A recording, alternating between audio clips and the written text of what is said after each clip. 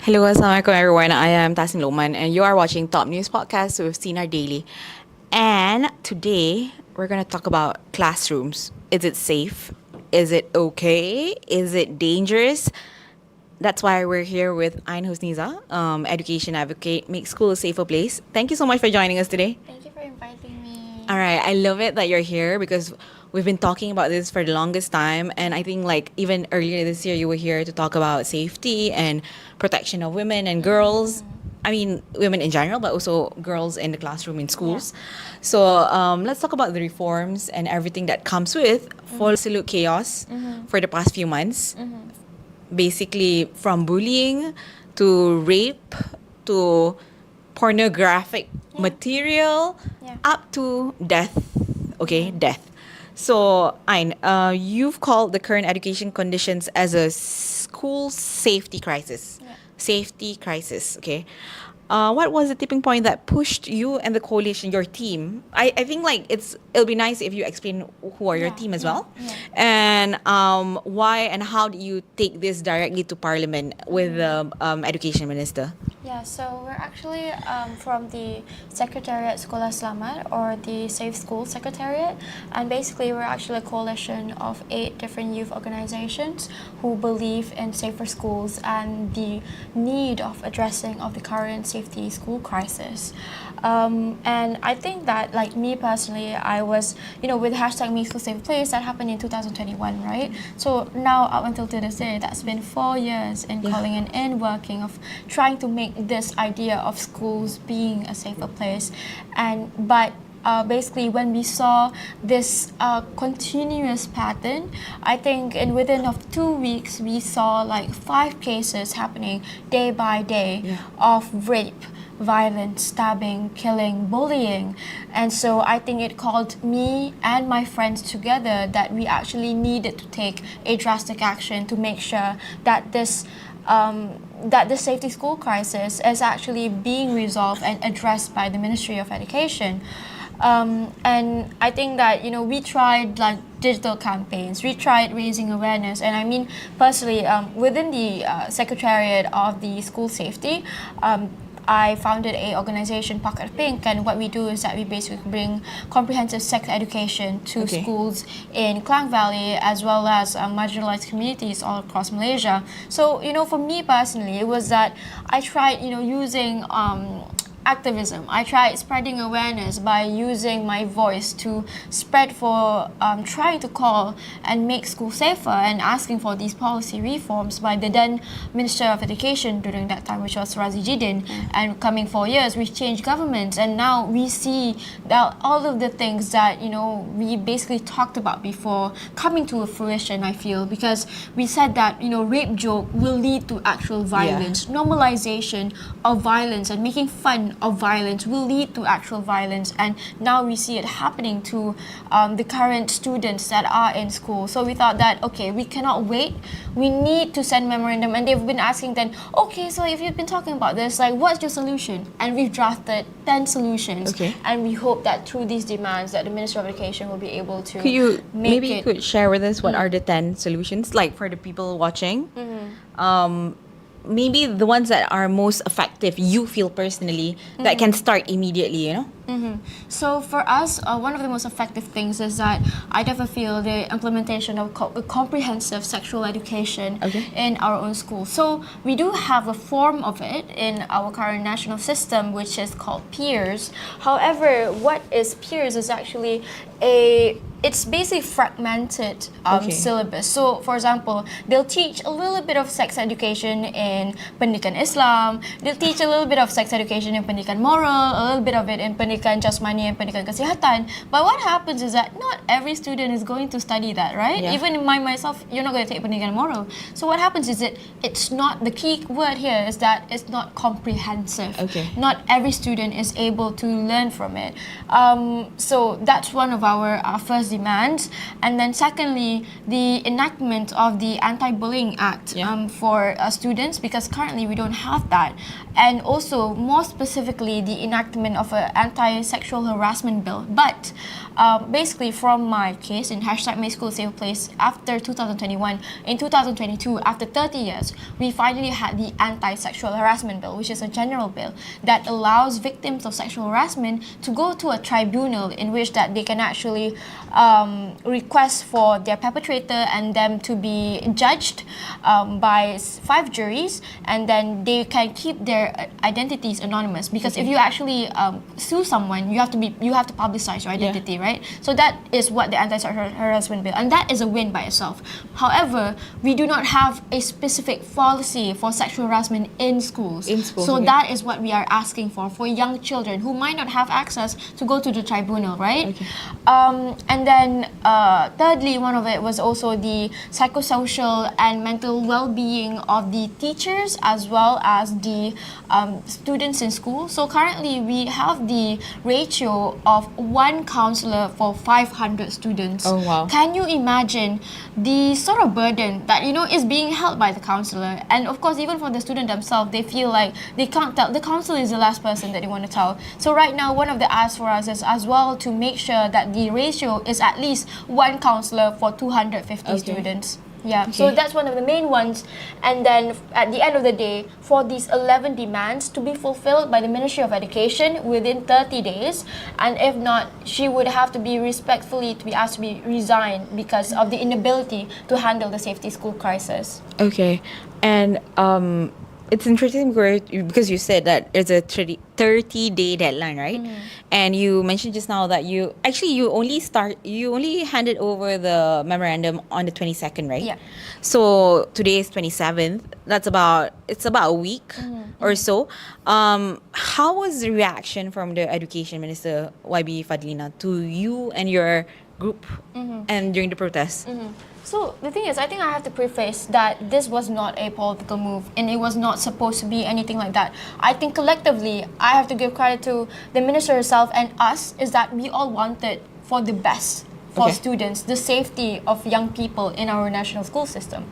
And so what we wanted was that why we put the demand for her resignation is because we think that this is something that is so important, and all this while we've been thinking of solutions, and now that we've provided the solution, what is the buffer? What is the buffer of you needing to implement those policy solutions, right? Because I've been advocating for this for the past 4 years or so, and now that we needed to walk to the parliament. And the thing is, on the day of the parliament, on the day of the walk itself, on the demonstration itself, there were 2 young children, aged 14 and 16-year-old, who also walked and marched together with us. So if young people were that serious about the safety school crisis to go and walk there, so what is such like how hard is it for you as a minister to actually implement these policies if young people are that dedicated to the cause?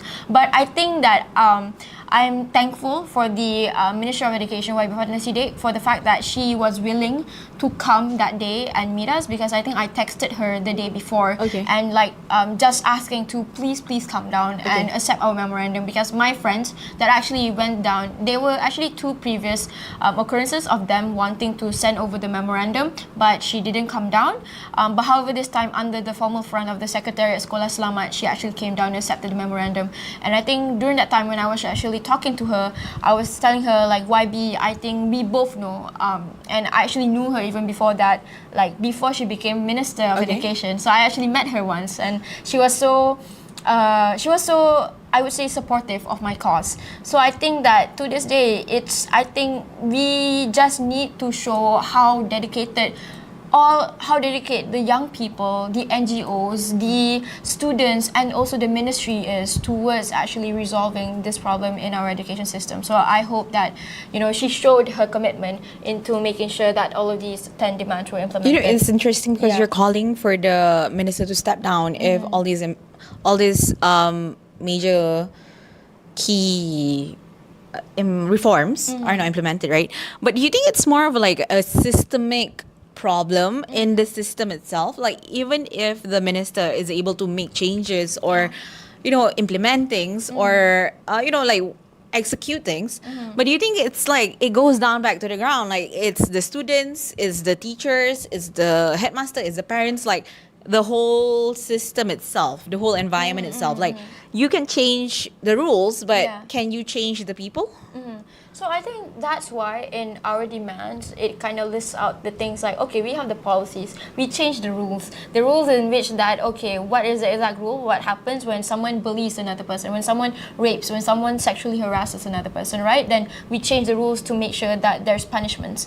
But then we also change how we educate the people. And Okay. I think that's how we're trying to approach in changing it in a whole, changing it comprehensively, not just through the rules, but also through the young people, through the students, through the teachers. Because one of the demands that we had was also the comprehensive sex education, which is basically, because when people think of comprehensive sex education, then they think, oh, like, How what to are we, have sex or how whatever. to do that, like how, Yeah. this is going to make the youth even more like wild. But Yeah. no, actually, comprehensive sex education is the topic of teaching how young people respect one another, to understand the differences that there exist within genders, to understand the differences that are within one another, and how we can harmoniously coexist and create a safe space within all of us. So that's what sex education, comprehensive sex education is. And I think that not only just extends to teaching the students, but also teaching the teachers. So one of the demands was also requesting training for young teachers to be able to convey comprehensive sex education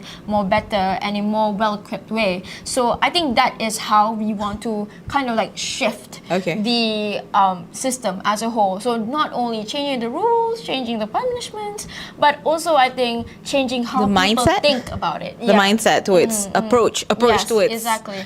sex and everything in between, right? So based on your personal experience, right, like we know what happened in 2021 and we know how the reaction was, especially online, is terrible.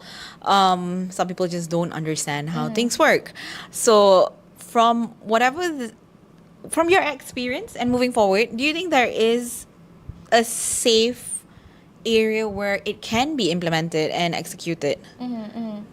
So meaning like what is executed? I mean, the education, the change of mindset, just to make people think further beyond what Yeah. they are used to, accustomed to. I see. So yeah, basically the stigma Yes. surrounding comprehensive sex education really goes deep, right? Yeah. Because they think that it goes against our cultural norms. Yes. Or what is this? We as an Asian culture, Malaysian culture, we don't talk about this, right? But the fact that we don't talk about it is the reason why sex abuse and sex harassment is so rampant. And I think how we first approached it was that from our organization within the Secretariat of Sekolah Selamat, there's this organization Pocket of Pink, and what we do is that we developed a module, a comprehensive sex education module that combines art and cartoons with the topic of sex education. Okay. So because people always say that, oh, this is too inappropriate for young children, they're not going to feel comfortable with it. So actually we use really, really cute cartoons. And then what we do is that teach topics about like boundaries and safe touch using a visual element. So I think there's definitely a safe way, and we've actually implemented this with around 700 students. Okay. Ever since we started last year in September 2024 up until now. So we already have the modules, we already have the guidelines on how to implement this safely. It's just within the political will of us actually implementing it in our national education system. Okay, it's political will. At the end of the day, it's Yeah. how you reach the people, right? Yeah. So the memorandum also calls for major legal changes, including a National Anti-Bullying Act and also a Safe School Commission under the Parliament. So some might say they are too ambitious because it's major and it involves the Parliament and law changes. How realistic is it for such reforms to happen within this government's term? So I think that what we mean by melunaskan the Okay. 11 demands, right, is the fact that she needs to show her commitment, or not just she, the Ministry of Education needs to show their commitment in announcing these reforms, to bring it up in Parliament. But up until now, we don't even hear it mentioned in Parliament. Then, like, how you can talk about implementation, right? Okay. And within 30 days, that is something that is completely possible, to be announcing, to be discussing these problems in Parliament. So I think that was what we were looking for, the commitment towards we will implement this throughout the time. Within the 30 days, we will announce this, we will commit to this cause, and then for them to implement it throughout the other time, right? So, I mean, by the end of 30 days, what we want to see is the commitment of the Ministry of Education into actually announcing their accountability into the safety school crisis. So we have a safety school crisis, what will you do? So we will implement these 11 demands from these NGO coalitions of young people who actually care about making school a safer place. You know, it's interesting because Yeah. these demands are made by young people who are in possible danger of this whole system, right? Yeah. So, what's your... I mean, I'm pretty sure since the Zara case up till now, these are the major cases that has happened for the past 1 year. Yeah. Like, what was your reaction or what was the response you received by the people on the ground? Because you are memang the face of making school a safer place, right? Like, when they met you, when you met with the people in schools, what were they telling you? Yeah, honestly, when I first heard of the cases, I felt sad. We lost yet another life. Another life is yet ruined by the inability of our education system to protect the students in its care. But what I was hearing from people on ground was that, you know, they were saying, oh, this is what happens when you, because we ignored the root cause, which was, rape jokes, which was the normalization of violence. So then nowadays, we're actually just seeing the result of of decades, I think, decades of rot in our education system. And honestly, I think that this has always been happening, but now that we have actually the social media, we have the awareness to see that these things have been happening in our education system. And then another thing was that I think that's why I was so angry or I was so sad and frustrated to listen to one of the solutions being caning. Because I just thought like, wow, our children are already facing so much violence, and then you want to, enforce more violence, right? Yeah. And in my opinion, you might be able to, I think, you might be able to disincentivize a couple of naughty kids around, right? But these kids, that the violence that was happening was murder, was stabbing, was rape. A couple of caning is not going to resolve the root cause, which is the normalization of violence happening. And the thing is, I think the caning solution also kind of puts all of the blame onto our children, put all of the blame to youth, because we need to cane these youth to put them back into place. But sexual harassment cases are happening between teachers to students. Were happening between guards, like the recent case with the guards within the couple, right? Yeah, the couple. So what are we going to cane these guards? Are we going to cane the teachers? And that's how we're going to resolve our problems. If you want to talk about caning, it shouldn't just be the students. It should be the teachers and the adults who are like doing it, right? Like public caning or something like. So caning is not a comprehensive, I think, approach towards the problem. And I think what I heard from people on the ground was the fact that yes, it is a systemic problem. It is a mindset problem. We need to change it in our education system. We should look through all of these subjects and see what has gone wrong there. Because I think quite recently she also mentioned she wanted to have the pendidikan character, right? Yes. But the pendidikan character is technically you're just slapping a band-aid on top of a rotting wound. Because the problem is that in our subject, the syllabus itself, you can imagine in our Bahasa Melayu, Tingkatan 3 textbook actually talks about sexual abuse and sexual harassment. And they say that the root cause of rape or sexual abuse happening is because of the victim not covering up, because of the clothes. Are you serious? In the book itself? Yes. And then it says that the consequences of sexual harassment is that the victim will feel ashamed, will be isolated from society. That's victim blaming. Yes. Okay, to be fair, I've been away from school for the longest time. I'm not that young. So I am totally unaware of what is actually in the syllabus, in the education system. So if you have all of these conflicting things, how is adding pendidikan character going to resolve any of it? You're telling me that the book actually Yes, victim blames. I can share you the picture. Okay, you shall share with me after this. But that's insane. Like, why would they? Was there no like addressing the It perpetrators? actually went viral a couple of times. Okay. Yeah, but Like, the inaction. that's kind of crazy. Yeah. But yeah, But so That's kinda depressing. that's why our and one more is the fact that we having stretched.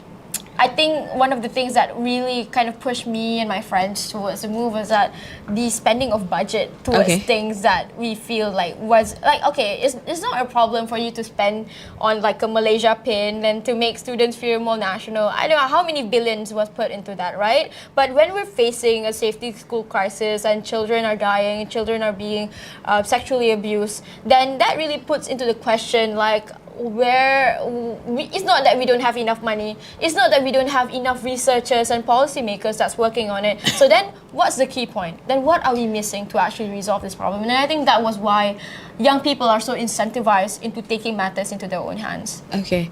It's interesting. I want to talk about the dress code for a second. Yeah. Because you mentioned that people are blaming, and we've known this. The first thing people ask is, what were you wearing, right? Yeah.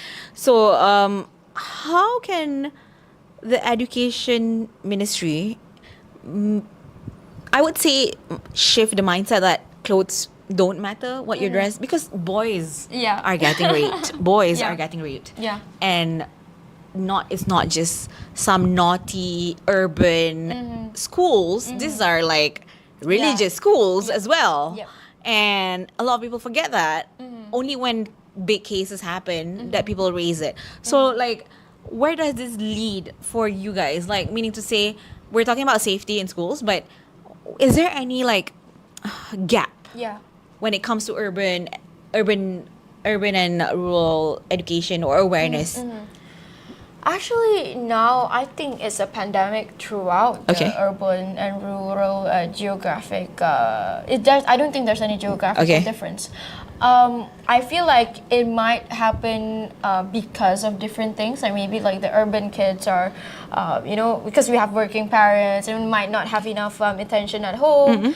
Or for the rural kids, it might be a bit more because of like the cultural norms, like more patriarchal Yes. norms, right? Yes. There might be differences. But however, it's undeniable that the rate of violence is quite similar. Yeah. So I think that however, this takes a much more nuanced approach, right, Yes. towards the rural and urban areas. But I think regardless, there is still some blanket areas in which that everything can be resolved. Like for example, like what you mentioned, how can the Ministry of Education fix the mindsets regarding blaming victims Yeah. or like asking what were you wearing and the sort of dress codes.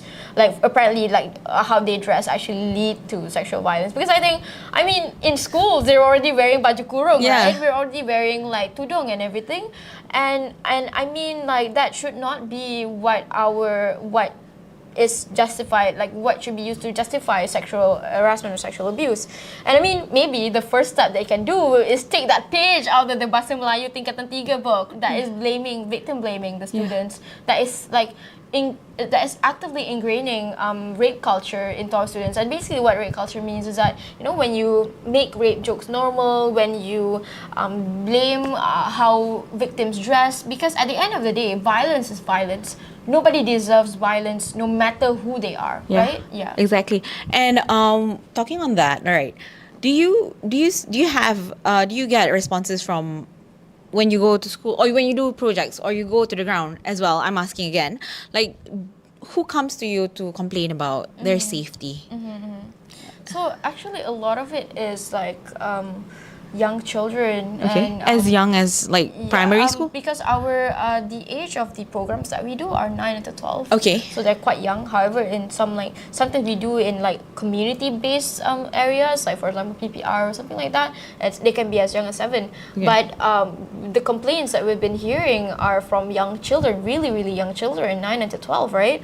And actually they're already well aware that it's like sexual abuse and sexual harassment. However, they say that, oh, this is actually happening happening to me by my teacher, I don't know what to do about it, or this is happening to me by my friend. And not only complaining, sometimes they don't know what's happening to them. Okay. And when we teach them what's, teach What's them what is sexual bad, abuse, what is wrong. yeah, what is good, what is bad, and they're like, oh, actually, I thought I was just playing with my friends, Okay. and it turns out it's sexual misconduct. So it's happened from my own experience of the organization. It's happening to children as young as 9 to 12. However, when you go onto social media, you see so many much more Yeah. teenagers talking about it. So Yeah. I think that this is a problem. It's happening to everyone to every student in the school, regardless of their age, regardless of their and gender as well. Because we also had like complaints from like boys that said that they've gone through sexual harassment. And I think this is like the sort of like kind of misunderstanding is that these are happening only to boys, but only to girls, but actually happening to boys, and they actually face a lot more criticism because you're a boy, like you're supposed to like it. Yeah. So Yeah. those are the But how do you feel when there's a police statement or when there's a report and people are like, oh no, this is suka sama suka. They love to put that out. Like maybe towards the end it became, I don't know, but what I'm saying is people are unaware what is patut and what is tak patut. So that leads to things to further progress. So like, what's your take on when the men or the authorities, I'm sorry, I don't want to say men, but authorities in general are normalizing the fact that, it's consensual, even though it's illegal, it's consensual. Like, how do you feel about that? So I think that when they mention that, they need to understand like why it's said, why people under the age of 17 or 18 cannot give consent in the first place. Exactly. Right? It's statutory rape because there is clearly power dynamics at hand, which is why young people cannot, or like young girls cannot give consent, and why it's classified as rape is to protect the young person. Yeah. And we also need to analyze like where does it come from that you're saying it's suka sama suka, because it's trying to disvalidate the violence that is happening in schools. Because usually when I talk about the fact that we need comprehensive sex education, we need to make sure that there are policies that clearly address sexual harassment and bullying, then they're saying like they just point out to these like 1 or 2 cases and they're like, oh, this is suka sama suka, and I'm like, but that's the thing is, first is statutory rape. And secondly, that's like in minority of cases. Most of them are like where the minors don't even give consent per se. Yeah. And like, okay, there's been multiple cases as well for the past few weeks where students or maybe teenagers are the one creating content, sexual pornographic content, material, and selling it. And I mean, for me, it's under Sexual Offences Act. It's quite clear. It's illegal. But regardless how old you are, but how do you feel when students are actually doing this for business? Like, do you and also the point where like people are saying, social media should be banned for teenagers.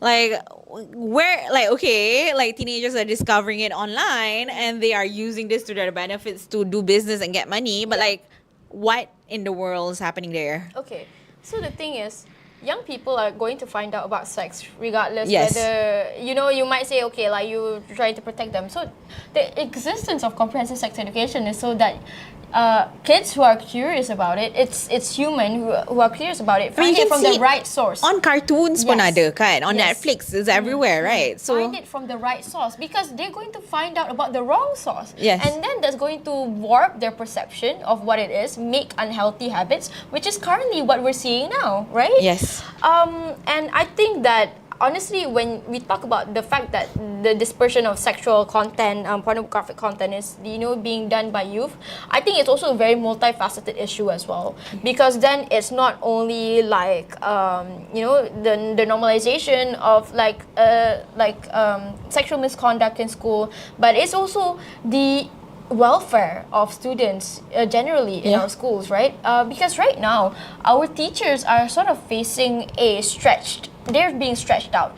One teacher needs to take care of around like 40 students, Yeah. and then these students, they might be facing like I don't know, poverty. They might be facing some kind of like exploitation. Yeah. And when the school is generally supposed to be a standardized place where the welfare of a child is being taken care of, and these sort of things, they can have intervention. If you were, for example, instead of taking care of, if you were a teacher and instead of being forced to take care of 40 students, if you only take care of 5, you'll be able to notice instantly when a child is like going through these conflicts, which might be able to reduce these sort of like really exceptional cases. I Yeah. feel that's currently happening, because usually, I mean, not trying to justify what they did, but it does come from multifaceted issue. Factors. The factors play a huge role. Like not being the mental well-being, the poverty issue, lack of exposure towards sex education. So those are the sort of things that I feel like would take some time to do, but at least for now, if we manage to we manage to provide comprehensive information around how to have like sex education and consent and autonomy, then we will be able to reduce these sort of things. Yeah. All right. So I think like we're gonna jump to our final few questions. On school administrators prioritize reputation over justice in schools. Like they're too busy taking care of their reputation. They're not focusing on the victim, or they're not focusing on making sure justice is given. Yeah. I'm not saying, I'm not putting a blanket here. I'm Yeah. just, in general, there is always the sentiment, right, by the authorities. How do you propose we change this culture of denial and victim blaming in schools? Like, do you need stronger parents, stronger PIBG, or do you need stronger students themselves? What's, because clearly kalau if it's just one person on top says no, everybody follows. So Yeah. how? I think definitely for the parent part is necessary lah. And I think I forgot also to add, like, for the 16-year-old social media ban, I think that one is honestly is quite like I don't think that's the root cause either. Okay. Because like children are progressing, like they're going to be able to be much more advanced in terms of technology. And I mean, it's like they're like saying as if like we didn't have any sexual abuse or sexual harassment cases before social media. Exactly. And we did. It was even worse back then, right? So I don't think that's the root cause. But then touching on your point regarding the parents definitely need to be able to, put more. I think what we're lacking inside our education system is definitely the emotional factor, the emotional well-being and the mental well-being of the student themselves. So parents are naturally supposed to fulfill that, right? But supposed to encourage them. Can I ask you, like, sometimes parents are the ones so busy on social media, Yeah, they're not yeah. paying attention to the children. I'm not overgeneralizing Yeah. this, but there are instances where Yeah. And that is true. However, I think why I put so much emphasis on the school instead of parents is because there's some orphans out there. Yeah. There's some children in broken houses. How do we take care of every child, kan? Yeah. So I think that's why it's so hard to change like how parents act. We can generally put more awareness and emphasis on that. But however, the education system provide a kind of like it should be the landing. it's the landing spot. The Yeah. landing spot for every child, regardless where they come from. So It I should be think- safe. Yeah. It should be where you go to look forward to. Yes. And you should know that there are people there to protect you if anything bad happens outside, right? Yeah, exactly. And that's not happening because of Because of everything. And I think like why like the administrators in school also kind of prioritize reputation sometimes over the well-being of their children, of their students. There is also actually in our system itself, there is a sort of like benefit that you get if the school merit is high. And the thing is, the school merit is also, it's defined by a lot of different factors and like criteria that they look through to say that, oh, this is sekolah terbaik daerah, this is sekolah terbaik negeri. But one of the factors that they look through is also like misconduct. And one of the things that is classified as misconduct is actually sexual harassment cases and bullying cases happening in school. So technically, if they report that kind of like there is a direct systemic sort of like lashback, it's not only just qualitatively like, oh, this school's name ada sexual harassment case kat situ, tapi like actually the merit of the school is affected. So it's the whole system. Yes. So they cannot call themselves, oh, it might affect their ranking lah in terms of that. And you apparently do get like some kind of remuneration if your ranking is the highest in the region during that time. So sometimes also, money works as well. Yes. So there's a financial incentive as well regarding on why schools like prioritize their names. So there was also plans for when bullying was happening. They mentioned like about incentives for the teachers who managed to catch the bullies a few months back, I think. Was it like? Yeah, but there's too many things happening at one time, right? And then like I feel like it's kind of like putting so much foot on the teachers, right? Because the teachers are like the admins. The teachers are like also needed to take care of the students, and now they need to focus on like catching the bullies as well. I think it is maybe a short-term solution. However, sustainably, you can't really imagine for a teacher to take on all of that, right? I think we need to empower our teachers with enough resources and also skill sets, but then also we also need to like comprehensively see how can the well-being of students as well as teachers is being taken care of without one another being stretched. Okay. All right. So before we end, I just like to ask you, like, moving forward, right? Because it's already coming to year end. And like we're already entering November in a few days. It's been a chaotic year for education and schools. What can we hope for 2026? I think what I really hope for to see by 2026, and after the 30 days, right? Okay, let's start with the 30 days first, then we go 2026. I really hope to be able to see that the Ministry of Education really puts her full dedication and commitment into fulfilling all of the demands that we have to address this safety school crisis.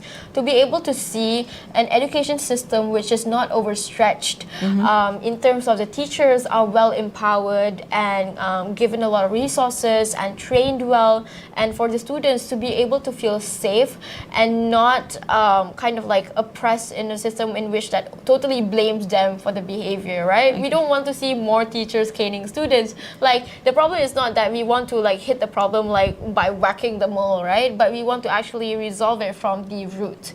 So to be able to see students who can feel safe and voice out to the teachers, and teachers who can also do the same, and that as a form of intervention without any more violence, rape or killings or murders happening in our education system. Okay, last one, okay, before we end. Should social media be banned for teenagers? To be honest, like, I think... Or children. Yeah, to be honest, I think that it's kind of like... I'm confused on the policies that our government are trying to bring. Because didn't they just announce that they wanted to bring an AI module in our education system? Right. You want to teach children about AI, and then you want to ban them from using social media. You want to ban them from using Instagram. And let me just say that actually for me, the reason why that I feel like I was so like well informed about things was because of social media. And I'm sure there's a lot of people out there who had a net positive for social media, right? It's not just a bad thing, it's a good thing. But the thing that we should change is the behavior towards social media, not the total banning of it all. I mean, it's kind of like the same, like, for example, in culinary class, right? Yes, people have used knife for stabbings.